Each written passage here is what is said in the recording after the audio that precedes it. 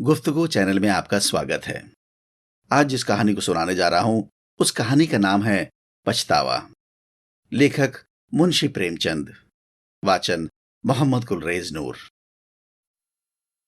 पंडित दुर्गानाथ जब कॉलेज से निकले तो उन्हें जीवन निर्वाह की चिंता उपस्थित हुई। वो दयालु और धार्मिक थे। इच्छा थी कि ऐसा काम करना चाहिए जिससे अपना जीवन भी साधारणता सुखपूर्वक व्यतीत हो और दूसरों के साथ भलाई और सदाचरण का भी अवसर मिले। वो सोचने लगे, यदि किसी कार्यालय में क्लर्क बन जाऊं तो अपना निर्वाह तो हो सकता है, किंतु सर्वसाधारण से कुछ भी संबंध न रहेगा। वकालत में प्रविष्ट हो जाऊं तो दोनों बातें संभव हैं, किंतु अनेकानेक यत्न करने पर भी अपने को पवित्र रखना कठिन होगा। पुलिस विभाग में दीन पालन और परोपकार के लिए बहुत से अवसर मिलते रहते हैं, किंतु एक स्वतंत्र और सद्विचार प्रिय मनुष्य के लिए वहां की हवा हानिप्रद है। शासन विभाग में नियम और नीतियों की भरमार रहती है। कितना ही चाहो पर वहां कड़ाई और डांट डपट से बचे रहना असंभव है। इसी प्रकार बहुत सोच विचार के पश्चात उन्होंने निश्चय किया कि किसी जमींदार के यहां मुख्तार आम बन जाना चाहिए। वेतन तो अवश्य कम मिलेगा, किंतु दीन खेतीहरों से रात दिन संबंध रहेगा, उनके साथ सद्व्यवहार का अवसर मिलेगा, साधारण जीवन निर्वाह होगा और विचार दृढ़ होंगे। कुंवर विशाल सिंह जी एक संपत्तिशाली जमींदार थे। पंडित दुर्गानाथ ने उनके पास जाकर प्रार्थना की कि मुझे भी अपनी सेवा में रखकर कृतार्थ कीजिए। कुंवर साहब ने इन्हें सर से पैर तक देखा और कहा, पंडित जी, आपको अपने यहां रखने में मुझे बड़ी प्रसन्नता होती, किंतु आपके योग्य मेरे यहां कोई स्थान नहीं देख पड़ता। दुर्गानाथ ने कहा, मेरे लिए किसी विशेष स्थान की आवश्यकता नहीं है। मैं हर एक काम कर सकता हूं। वेतन आप जो प्रसन्नतापूर्वक देंगे मैं स्वीकार करूंगा। मैंने तो संकल्प कर लिया है कि सिवा किसी रईस के और किसी की नौकरी ना करूंगा। कुंवर विशाल सिंह ने अभिमान से कहा, रईस की नौकरी नौकरी नहीं, राज्य है। मैं अपने चपरासियों को 2 रुपया माहवार देता हूं और वो तंजेब के अंगरखे पहनकर निकलते हैं। उनके दरवाजों पर घोड़े बंधे हुए हैं। मेरे कारिंदे 5 रुपए से अधिक नहीं पाते, किंतु शादी विवाह वकीलों के यहां करते हैं। ना जाने उनकी कमाई में क्या बरकत होती है, बरसों तनख्वाह का हिसाब नहीं करते। कितने ऐसे हैं जो बिना तनख्वाह के कारिंदगी या चपरासीगिरी को तैयार बैठे हैं, परंतु अपना यह नियम नहीं। समझ लीजिए, मुख्ताराम अपने इलाके में एक बड़े जमींदार से अधिक रौब रखता है। उसका ठाट बाट और उसकी हुकूमत छोटे छोटे राजाओं से कम नहीं। जिसे इस नौकरी का चस्का लग गया है उसके सामने तहसीलदारी झूठी है। पंडित दुर्गानाथ ने कुंवर साहब की बातों का समर्थन किया, जैसा कि करना उनकी सभ्यता अनुसार उचित था। वो दुनियादारी में अभी कच्चे थे। बोले, मुझे अब तक किसी रईस की नौकरी का चस्का नहीं लगा है। मैं तो अभी कॉलेज से निकला आता हूं और ना मैं इन कारणों से नौकरी करना चाहता हूं जिनका कि आपने वर्णन किया, किंतु इतने कम वेतन में मेरा निर्वाह ना होगा। आपके और नौकर असामियों को गला दबाते होंगे, मुझसे मरते समय तक ऐसे कार्य ना होंगे। यदि सच्चे नौकर का सम्मान होना निश्चय है तो मुझे विश्वास है कि बहुत शीघ्र आप मुझसे प्रसन्न हो जाएंगे। कुंवर साहब ने बड़ी दृढ़ता से कहा, हाँ, ये तो निश्चय है कि सत्यवादी मनुष्य का आदर सब कहीं होता है, किंतु मेरे यहां तनख्वाह अधिक नहीं दी जा सकती। जमींदार के इस प्रतिष्ठा शून्य उत्तर को सुनकर पंडित जी कुछ खिन्न हृदय से बोले, तो फिर मजबूरी है। मेरे द्वारा इस समय कुछ कष्ट आपको हो गया हो तो क्षमा कीजिएगा, किंतु मैं आपसे कह सकता हूं कि ईमानदार आदमी आपको सस्ता ना मिलेगा। कुंवर साहब ने मन में सोचा कि मेरे यहां सदा अदालत कचहरी लगी ही रहती है। सैकड़ों रुपए डिग्री और तजवीजों तथा और अंग्रेजी कागजों के अनुवाद में लग जाते हैं। एक अंग्रेजी का पूर्ण पंडित सहज ही मिल रहा है, सो भी अधिक तनख्वाह नहीं देनी पड़ेगी। इसे रख लेना ही उचित है।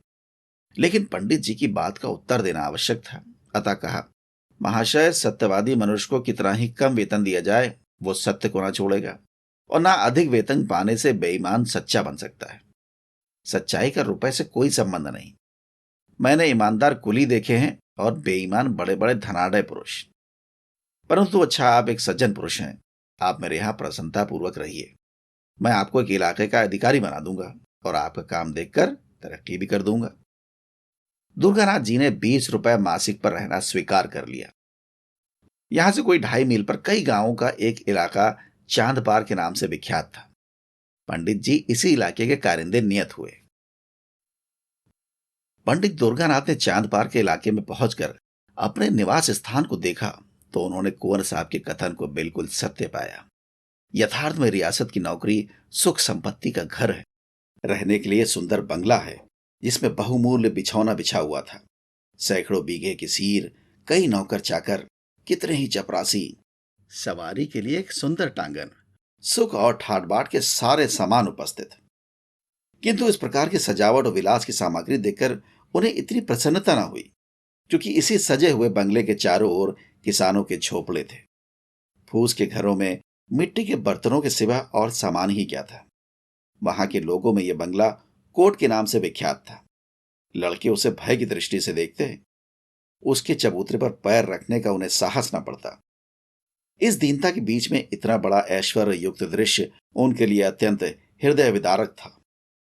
किसानों की यह दशा थी कि सामने आते हुए थर थर कांपते थे। चपरासी लोग उनसे ऐसा बर्ताव करते थे कि पशुओं के साथ भी वैसा नहीं होता।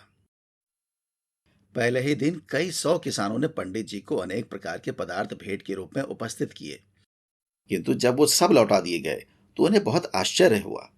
किसान प्रसन्न हुए, किंतु चपरासियों का रक्त उबलने लगा। नाई और कहार खिदमत को आए, किंतु लौटा दिए गए। अहीरों के घर से दूध से भरा हुआ मटका आया, वो भी वापस हुआ। तमोली एक ढोली पान लाया, किंतु वो भी स्वीकार ना हुआ। आसामी आपस में कहने लगे कि कोई धर्मात्मा पुरुष आए हैं, किंतु चपरासियों को ये नई बातें असह्य हो गई।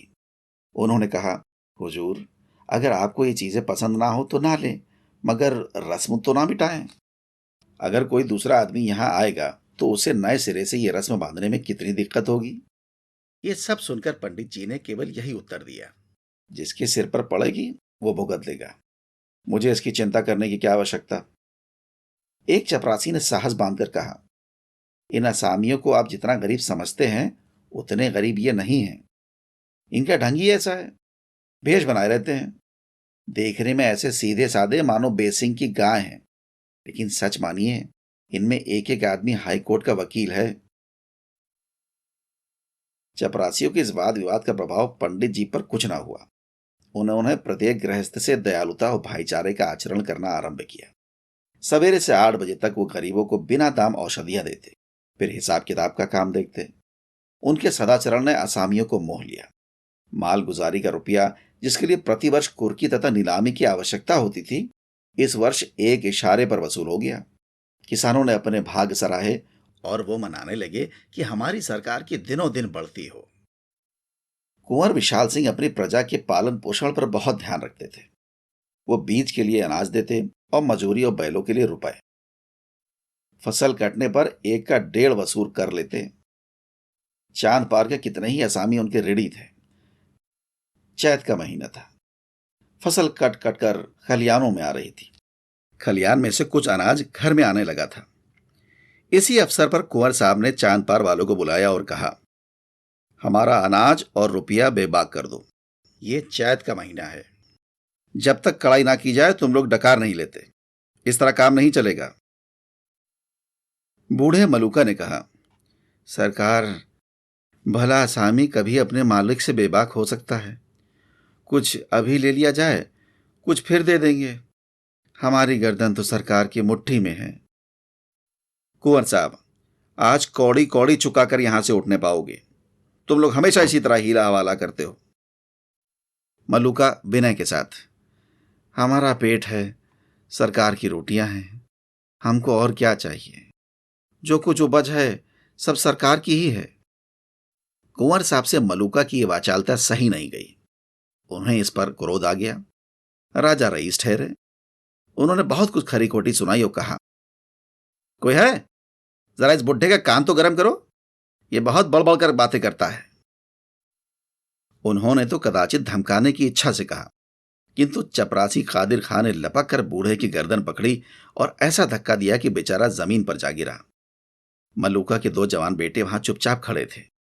बाप की ऐसी दशा देखकर उनका रक्त गर्म हो उठा। वो दोनों झपटे और कादिर खां पर टूट पड़े।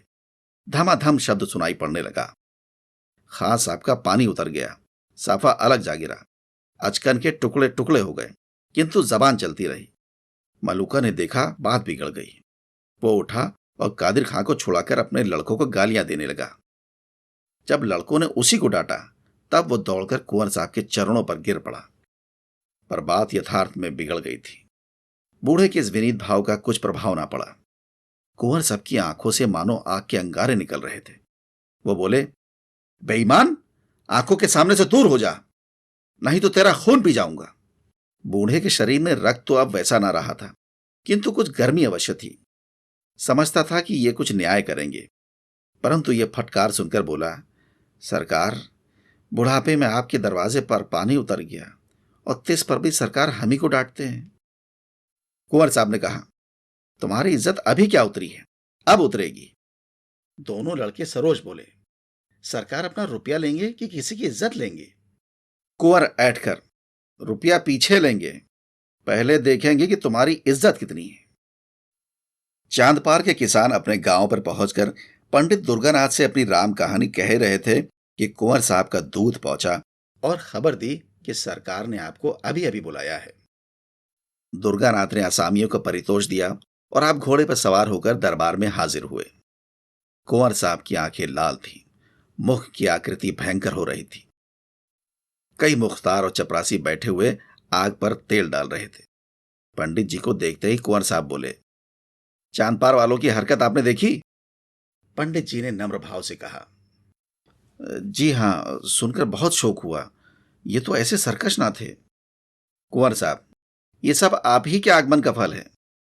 आप अभी स्कूल के लड़के हैं, आप क्या जाने कि संसार में कैसे रहना है। यदि आपका बर्ताव असामियों के साथ ऐसा ही रहा तो फिर मैं जमींदारी कर चुका। ये सब आपकी करनी है।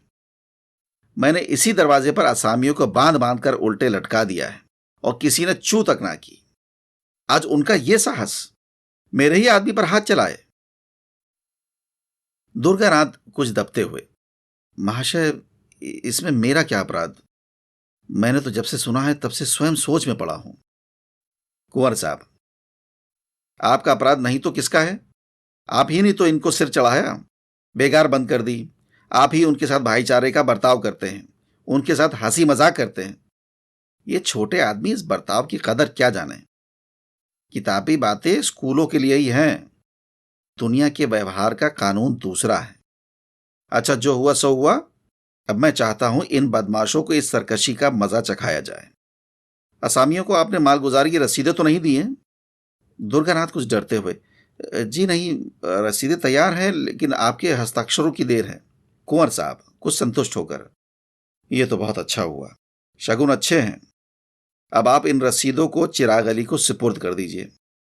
इन लोगों पर बकाया लगान की नालिश की जाएगी। फसल नीलाम कर दूंगा। जब भूखे मरेंगे तब सूझेगी। जो रुपया अब तक वसूल हो चुका है वो बीज और रेल के खाते में चढ़ा दीजिए। आपको केवल ये गवाही देनी होगी कि ये रुपया मालगुजारी के मद में नहीं, कर्ज में वसूल हुआ, बस। दुर्गानाथ चिंतित हो गए। सोचने लगे, क्या यहां भी उसी आपत्ति का सामना करना पड़ेगा जिससे बचने के लिए इतने सोच विचार के बाद इस शांति कुटीर को ग्रहण किया था? क्या जानबूझकर इन गरीबों की गर्दन पर छुरी फेरूं इसलिए कि मेरी नौकरी बनी रहे? नहीं, यह मुझसे ना होगा। बोले, क्या मेरी शहादत बिना काम ना चलेगा? कुंवर साहब क्रोध में, क्या इतना कहने में भी आपको कोई उज्र है? दुर्गानाथ दुविधा में पड़ गए। जी, यूं तो मैंने आपका नमक खाया है, आपकी प्रत्येक आज्ञा का पालन करना मुझे उचित है, किंतु न्यायालय में मैंने गवाही नहीं दी है। संभव है कि यह कार्य मुझसे ना हो सके, अतः मुझे तो क्षमा ही कर दिया जाए। कुंवर साहब शासन के ढंग से, यह काम आपको करना पड़ेगा, इसमें हां नहीं की कोई आवश्यकता नहीं। आग आपने लगाई है, बुझाएगा कौन? दुर्गानाथ दृढ़ता के साथ, मैं झूठ कदापि नहीं बोल सकता और ना इस प्रकार की शहादत दे सकता हूं। कुंवर साहब कोमल शब्दों में, कृपा निधान, ये झूठ नहीं है। मैंने झूठ का व्यापार नहीं किया है। मैं ये नहीं कह सकता कि आप रुपए का वसूल होना अस्वीकार कर दीजिए। ये असामी मेरे ऋणी हैं, तो मुझे अधिकार है कि चाहे रुपया ऋण की मद में वसूल करूं या मालगुजारी की मद में। यदि इतनी सी बात को आप झूठ समझते हैं तो आपकी जबरदस्ती है। अभी आपने संसार देखा नहीं, ऐसी सच्चाई के लिए संसार में स्थान नहीं। आप मेरे यहां नौकरी कर रहे हैं, इस सेवक धर्म पर विचार करिए। आप शिक्षित और होनहार पुरुष हैं। अभी आपको संसार में बहुत दिन तक रहना है और बहुत काम करना है। अभी से आप ये धर्म और सत्यता धारण करेंगे तो आपके जीवन में आपको विपत्ति और निराशा के सिवा और कुछ प्राप्त ना होगा। सत्य प्रेता अवश्य उत्तम वस्तु है, किंतु उसकी भी सीमा है। अति सर्वत्र वर्जयेत। अब अधिक सोच विचार की आवश्यकता नहीं, यह अवसर ही ऐसा है। कुंवर साहब पुराने खुर्राट थे। इस फैक नाइट से युवक खिलाड़ी हार गया। इस घटना के तीसरे दिन चांद पार के असामियों पर बकाया लगान की नालिश हुई। सम्मन आए, घर घर उदासी छा गई। सम्मन क्या थे? यम के दूत थे। देवी देवताओं की मिन्नतें होने लगी। स्त्रियां अपने घर वालों को कोसने लगी और पुरुष अपने भाग्य को। नियत तारीख के दिन गांव के गंवार कंधे पर लोटा डोर रखे और अंगोछे में चबेना बांधे कचहरी को चले। सैकड़ों स्त्रियां और बालक रोते हुए उनके पीछे पीछे जाते थे, मानो अब वो फिर उनसे ना मिलेंगे। पंडित दुर्गानाथ के 3 दिन कठिन परीक्षा के थे। एक ओर कुंवर साहब की प्रभावशालिनी बातें, दूसरी ओर किसानों की हाय हाय। परंतु विचार सागर में 3 दिन निमग्न रहने के पश्चात उन्हें धरती का सहारा मिल गया। उनकी आत्मा ने कहा, यह पहली परीक्षा है। यदि इसमें अनुत्तीर्ण रहे तो फिर आत्मिक दुर्बलता ही हाथ रह जाएगी। निदान निश्चय हो गया कि मैं अपने लाभ के लिए इतने गरीबों की हानि ना पहुंचाऊंगा। 10 बजे का समय था। न्यायालय के सामने मेला सा लगा हुआ था। जहां तहां श्याम वस्त्राच्छादित देवताओं की पूजा हो रही थी। चांद्रपार के किसान झुंड के झुंड एक पेड़ के नीचे आकर बैठे। उनसे कुछ दूर पर कुंवर साहब के मुख्ताराम, सिपाहियों और गवाहों की भीड़ थी। ये लोग अत्यंत विनोद में थे। जिस प्रकार मछलियां पानी में पहुंचकर किलौले करती हैं, उसी भांति से ये लोग भी आनंद में चूर थे। कोई पान खा रहा था, कोई हलवाई की दुकान से पूरियों की पत्तल लिए चला आता था। उधर बेचारे किसान पेड़ के नीचे चुपचाप उदास बैठे थे कि आज ना जाने क्या होगा, कौन आफत आएगी, भगवान का भरोसा है। मुकदमे की पेशी हुई। कुंवर साहब की ओर से गवाह गवाही देने लगे कि आसामी बड़े सरकश हैं। जब लगान मांगा जाता है तो लड़ाई झगड़े पर तैयार हो जाते हैं। अब की इन्होंने एक कौड़ी भी नहीं दी। कादिर खान ने रोकर अपनी सिर की चोट दिखाई। सबसे पीछे पंडित दुर्गानाथ की पुकार हुई। उन्हीं के बयान पर निपटारा होना था। वकील साहब ने खूब तोते की भांति पढ़ा रखा था, किंतु उनके मुख से पहला वाक्य निकला ही था कि मजिस्ट्रेट ने उनकी ओर तीव्र दृष्टि से देखा। वकील साहब बगले झांकने लगे। मुख्ताराम ने उनकी ओर घूर कर देखा। अहलमत पेशकार आदि सब के सब उनकी ओर आश्चर्य की दृष्टि से देखने लगे। न्यायाधीश ने तीव्र स्वर में कहा, तुम जानते हो कि मजिस्ट्रेट के सामने खड़े हो? दुर्गानाथ दृढ़तापूर्वक, जी हां, भली भांति जानता हूं। न्यायाधीश, तुम्हारे ऊपर असत्य भाषण का अभियोग लगाया जा सकता है। दुर्गानाथ, अवश्य, यदि मेरा कथन झूठा हो।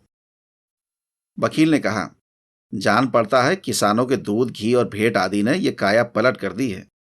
और न्यायाधीश की ओर सार्थक दृष्टि से देखा। दुर्गानाथ, आपको इन वस्तुओं का अधिक तजुर्बा होगा, मुझे तो अपनी सूखी रोटियां ही अधिक प्यारी हैं। न्यायाधीश, तो इन असामियों ने सब रुपया बेबाक कर दिया है? दुर्गानाथ, जी हां, इनके जिम्मे लगान की एक कौड़ी भी बाकी नहीं। न्यायाधीश, रसीदें क्यों नहीं दी? दुर्गानाथ, मेरे मालिक की आज्ञा। मजिस्ट्रेट ने नालिशें डिसमिस कर दी। कुंवर साहब को ज्यों ही इस पराजय की खबर मिली, उनके कोप की मात्रा सीमा से बाहर हो गई। उन्होंने पंडित दुर्गानाथ को सैकड़ों कुवाक्य कहे। नमक हराम, विश्वासघाती, दुष्ट। मैंने उसका कितना आदर किया, किंतु कुत्ते की पूंछ कहीं सीधी हो सकती है? अंत में विश्वासघात कर ही दिया। यह अच्छा हुआ कि पंडित दुर्गानाथ मजिस्ट्रेट का फैसला सुनते ही मुख्ताराम को कुंजियां और कागज पत्र सुबुत कर चलते हुए, नहीं तो उन्हें इस कार्य के फल में कुछ दिन हल्दी और गुड़ पीने की आवश्यकता पड़ती। कुंवर साहब का लेन देन विशेष अधिक था। चांदपार बहुत बड़ा इलाका था। वहां के असामियों पर कई 100 रुपए बाकी थे। उन्हें विश्वास हो गया कि अब रुपया डूब जाएगा। वसूल होने की कोई आशा नहीं। इस पंडित ने असामियों को बिल्कुल बिगाड़ दिया। अब उन्हें मेरा क्या डर? अपने कारिंदों और मंत्रियों की सम्मति ली। उन्होंने भी यही कहा, अब वसूल होने की कोई सूरत नहीं। कागजात न्यायालय में पेश किए जाएं तो इनकम टैक्स लग जाएगा, किंतु रुपया वसूल होना कठिन है। उजरदारियां होंगी, कहीं हिसाब में कोई भूल निकल आई तो रही सही साख भी जाती रहेगी और दूसरे इलाकों का रुपया भी मारा जाएगा। दूसरे दिन कुंवर साहब पूजा पाठ से निश्चिंत हो अपनी चौपाल में बैठे तो क्या देखते हैं कि चांद पार के आसामी झुंड के झुंड चले आ रहे हैं। उन्हें यह देखकर भय हुआ कि कहीं ये सब कुछ उपद्रव तो ना करेंगे, किंतु किसी के हाथ एक छड़ी तक ना थी। मल्लूका आगे आगे आता था। उसने दूर से ही झुककर वंदना की। ठाकुर साहब को ऐसा आश्चर्य हुआ मानो वो कोई स्वप्न देख रहे हो। मल्लूका ने सामने आकर विनयपूर्वक कहा, सरकार, हम लोगों से जो कुछ भूल चूक हुई उसे क्षमा कर दिया जाए। हम लोग हुजूर के चाकर हैं, सरकार ने हमको पाला पोसा है, अब भी हमारे ऊपर यही निगाह रहे। कुंवर साहब का उत्साह बढ़ा। समझे कि पंडित के चले जाने से इन सबों के होश ठिकाने हुए। आज किसका सहारा लेंगे? उसी खुर्राट ने इन सबों को बहका दिया था। कड़क कर बोले, वो तुम्हारे सहायक पंडित कहाँ गए? वो आ जाते तो जरा उनकी खबर ली जाती। ये सुनकर मलूका की आंखों में आंसू भर आए। वो बोला, सरकार, उनको कुछ ना कहें, वो आदमी नहीं देवता थे। जवानी की सौगंध है जो उन्होंने आपकी कोई निंदा की हो।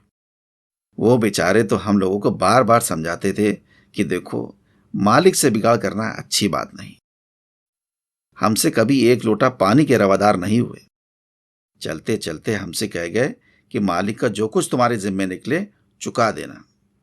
आप हमारे मालिक हैं, हमने आपका बहुत खाया पिया है। अब हमारी आपसे यही विनती है सरकार, हमारा हिसाब किताब देकर जो कुछ हमारे ऊपर निकले बताया जाए। हम एक एक कौड़ी चुका देंगे, तब पानी पिएंगे। कुंवर साहब प्रसन्न हो गए। इन्हीं रुपयों के लिए कई बार खेत कटवाने पड़े थे, कितनी बार घरों में आग लगवाई, अनेक बार मारपीट की, कैसे कैसे दंड दिए। आज ये सब आपसे आप सारा हिसाब किताब साफ करने आए हैं। ये क्या जादू है? मुख्ताराम साहब ने कागजात खोले और असामियों ने अपनी अपनी पोटलियां, जिसके जिम्मे जितना निकला, बेकान पूछ हिलाए उतना द्रव्य सामने रख दिया। देखते देखते सामने रुपयों का ढेर लग गया। 600 रुपया बात की बात में वसूल हो गया। किसी के जिम्मे कुछ बाकी न रहा। यह सत्यता और न्याय की विजय थी। कठोरता और निर्दयता से जो काम कभी ना हुआ, वो धर्म और न्याय ने पूरा कर दिखाया। जब से ये लोग मुकदमा जीत आए, तब से उनको रुपया चुकाने की धुन सवार थी। पंडित जी को वह यथार्थ में देवता समझते थे। रुपया चुका देने के लिए उनकी विशेष आज्ञा थी। किसी ने बैल, किसी ने गहने बंधक रखे। ये सब कुछ सहन किया, किंतु पंडित जी की बात ना टाली। कुंवर साहब के मन में पंडित जी के प्रति जो बुरे विचार थे, सब मिट गए। उन्होंने सदा कठोरता से काम लेना सीखा था। उन्हीं नियमों पर वो चलते थे। न्याय तथा सत्यता पर उनका विश्वास न था, किंतु आज उन्हें प्रत्यक्ष देख पड़ा कि सत्यता और कोमलता में बहुत बड़ी शक्ति है। ये असामी मेरे हाथ से निकल गए थे, मैं इनका क्या बिगाड़ सकता था? अवश्य वो पंडित सच्चा और धर्मात्मा पुरुष था। उसमें दूरदर्शिता ना हो, काल ज्ञान ना हो, किंतु इसमें संदेह नहीं कि वो निस्पृह और सच्चा पुरुष था। कैसी ही अच्छी वस्तु क्यों ना हो, जब तक हमको उसकी आवश्यकता नहीं होती, तब तक हमारी दृष्टि में उसका गौरव नहीं होता। हरी दूब भी किसी समय अशर्फियों के मोल बिक जाती है। कुंवर साहब का काम एक निस्पृह मनुष्य के बिना नहीं रुक सकता था। अतएव पंडित जी के सर्वोत्तम कार्य की प्रशंसा किसी कवि की कविता से अधिक ना हुई। चांदपार के असामियों ने तो अपने मालिक को कभी किसी प्रकार का कष्ट ना पहुंचाया, किंतु अन्य इलाकों वाले असामी उसी पुराने ढंग से चलते थे। उन इलाकों में रगड़ झगड़ सदैव मची रहती थी। अदालत, मारपीट, टाट टपट सदा लगी रहती थी। किंतु ये सब तो जमींदार के श्रृंगार हैं। बिना इन सब बातों के जमींदारी कैसी? क्या दिन भर बैठे बैठे वो मक्खियां मारे? कुंवर साहब इसी प्रकार पुराने ढंग से अपना प्रबंध संभालते जाते थे। कई वर्ष बीत गए। कुंवर साहब का कारोबार दिनों दिन चमकता ही रहा।